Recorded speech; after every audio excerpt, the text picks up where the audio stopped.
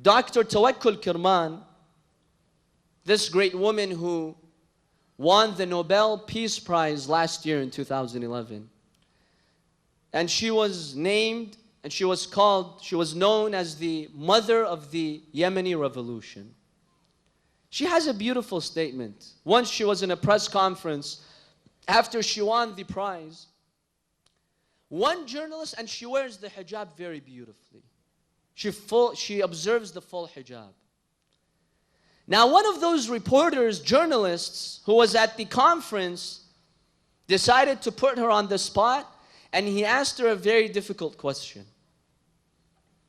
He told her, your appearance, the fact that you wear a hijab, and the fact that you won the Nobel Peace Prize, you're such an educated woman, you're such an intellectual woman, something doesn't fit here.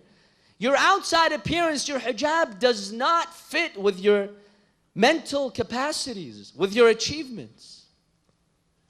Imagine this statement. Now look at the beautiful reply that she says. In a beautiful statement, this is what she tells him. She tells him, man in early times was almost naked. When you look at those ancient primates, they were pretty much naked.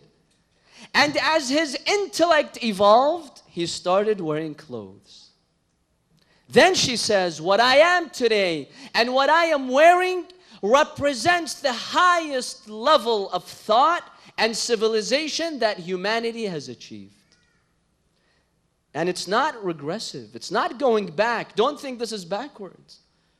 Then she beautifully states, it's the removal of clothes that is actually a regression back into ancient times.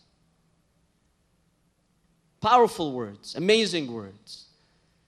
Indeed, this covering that Allah subhanahu wa ta'ala has given us elevates our status, allows us to benefit from our civilizations in the best ways possible, and the most pure and sincere ways possible.